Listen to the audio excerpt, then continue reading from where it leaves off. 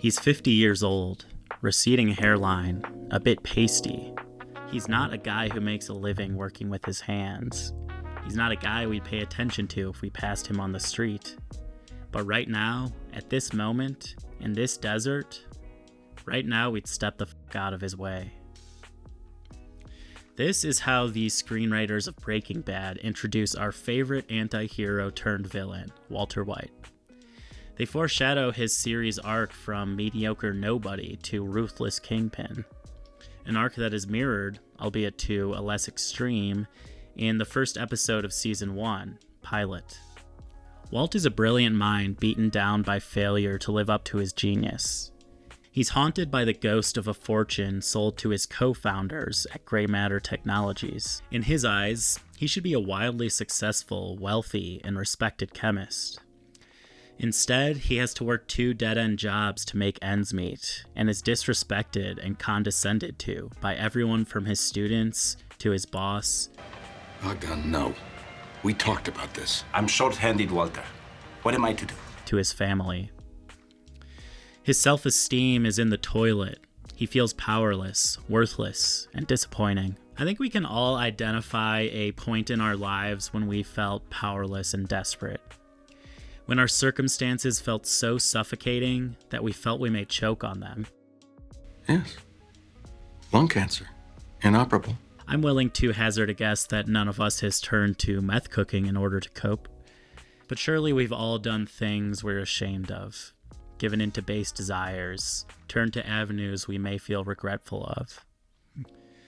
While Walter White begins Breaking Bad sympathetic, the rest of the series tests how far the writers can push that sympathy. Walt's 50th birthday party is the perfect microcosm for his shattered self-worth. Despite the party being for him, he seems perfectly content hanging in the shadows, speaking softly only when he has a question. Hank, how much money is that? Just look at his reaction when a boisterous Hank shows off his handgun to his son, Walt Jr. Walt clearly disapproves, but all he says is, Walt's brother-in-law, Hank, on the other hand, steals the show and the attention. He makes everyone watch his interview on the news, he gives a loud toast to Walt, and he even insults him right to his face. No, it's just heavy. That's why they hire men. Jesus, it's not gonna bite you, all right? Looks like Keith Richards with a glass of warm milk. Further, his macho persona as a DEA agent emasculates Walter, and he feels jealous of Walt Jr.'s relationship with Hank. Walt sees Hank's brand of masculinity as something to strive for, and wants his son's evident respect for Hank for himself. Hank winks at Walter Jr., who grins. The teenager worships his fire-pisser uncle. Walt can't help but notice. Hank is everything that Walt isn't. Bold, brash, confident. In this scene, we also see what will eventually become Hank's fatal flaw, his ego. Not only his ego, but his complete and utter dismissal of Walt as a meek man incapable of violence or criminality. Throughout the series, Hank constantly overlooks Walt, even when the hints are staring him right in the face. WW. I mean, who you figure that is, huh? Woodrow Wilson? Willy Wonka? William Wyler? Wally West? Wayne Williams? Wendy Wolf? Will Wheaton, maybe. This attitude, I think, is meant to indicate a key theme in the show. That the seeds of evil exist within those that you might not expect. And that with the right circumstances, even someone who appears noble on the surface can succumb to immorality. Hello, everybody. Welcome to the Stories We Tell.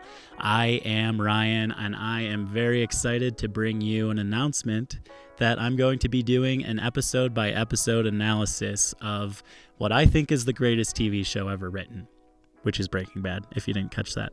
We're calling this series, for the moment, Breaking It Down.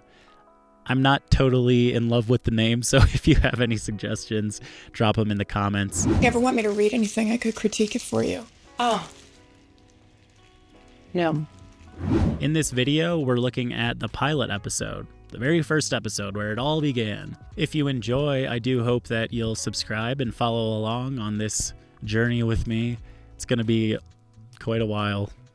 This is my life for the foreseeable future. I'm going into this expecting that everybody has seen the show, so if you haven't and don't want to see spoilers, you might want to go somewhere else. That's all I got to say for the time being. I'm going to continue with my analysis of the pilot now, and I'll come back to you at the end with a little bit more info. All of Walt's meekness begins to change when he receives a terminal cancer diagnosis. With a definitive deadline to his life, he loses all fear and hesitation. After seeing Jesse Pinkman, a former student, escape the scene of a meth lab, Walt makes his first mistake of many by offering to partner in a meth cooking venture with Jesse. You want to cook crystal meth?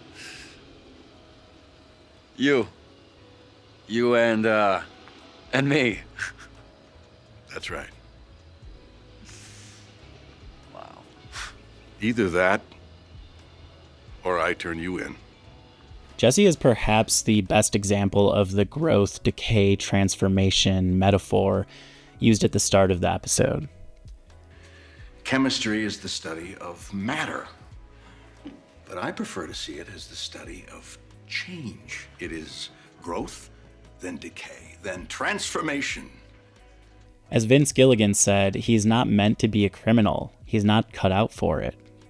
Ironically, Walt and Jesse are diametric in this way, as Walt seems incapable of leading this life on the surface, but ultimately grows to crave the power and status he gains from it. Jesse wears his emotions on his sleeve.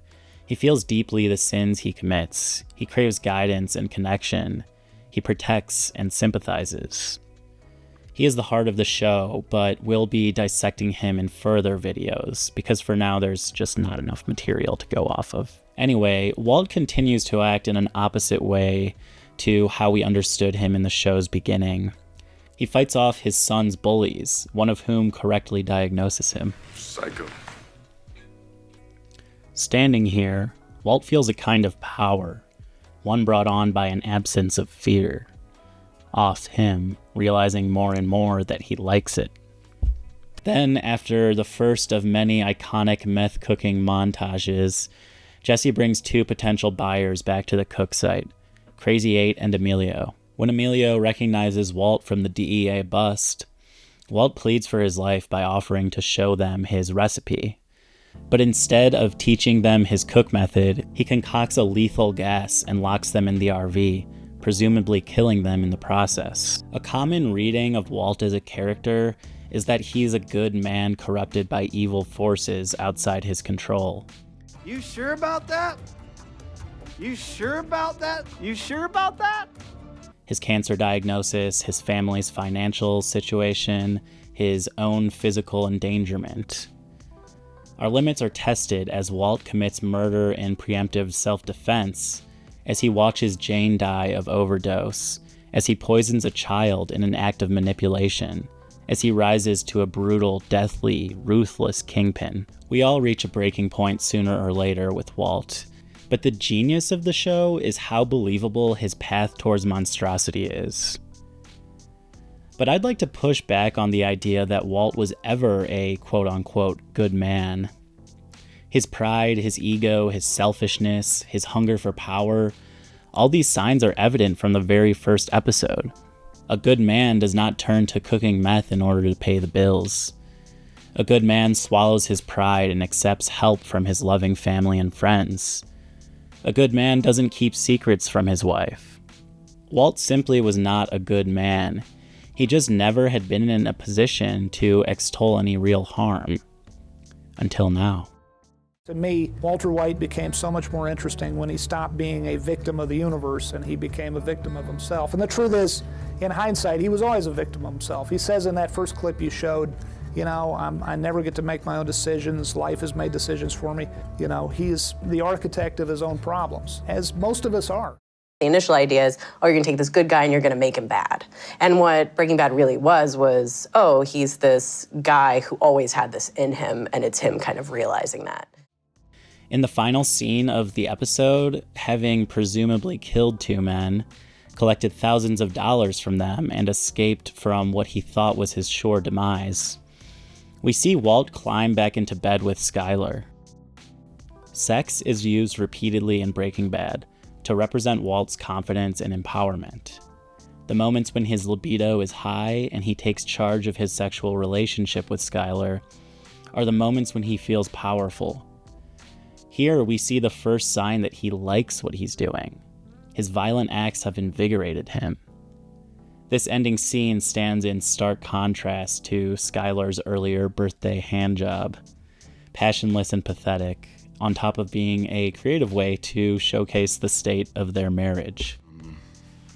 Mars rover photographs are, I mean, the detail really is just supposed to be amazing. It's just that I really need you to paint at some point. I mean, the sooner that back bedroom gets finished, and I do it myself, except you said you don't want me standing on the step ladders. I will paint. Okay. On my first watch of Breaking Bad, I certainly got sucked into the power fantasy and wanted to see Walt succeed just for the sake of it. But as you see with repeated viewings, Walt was always a monster. He was just so adept at lying that he convinced the audience and himself that he wasn't. That he was a good man turned to evil deeds by factors beyond his control. But anyone who's spent real time with the series knows this to be bullshit. Breaking Bad is a masterwork. Its writing is complex and layered while not being wasteful. Its direction is creative and unique while not detracting from the story. Its acting is simply superb, its casting perfect, and its storytelling unlike any TV show I've ever seen. Initially, I went into my most recent rewatch with the idea of making one video for the whole series, and by the time I finished, that was far too overwhelming a task. My goal with this series isn't to bring you a comprehensive overview of everything that happens in Breaking Bad. Just go watch the show. But what I do want to do is try and reveal some of the hidden truths beneath the surface and dissect a little bit of symbolism and key moments in the story, things like that. I'm really going into this with an open mind and kind of just seeing where it takes me because I think each episode offers something new. That's all for the moment. I hope that this was enjoyable, and if you like Breaking Bad, click that subscribe button because this is going to be quite a ride. And I think by the end of it, I'll have pretty much dissected each character in detail, and I might even make overview videos on the characters or themes or who knows. So anyways, that's all I got to say for the moment. Peace and love, and I'll see you next time.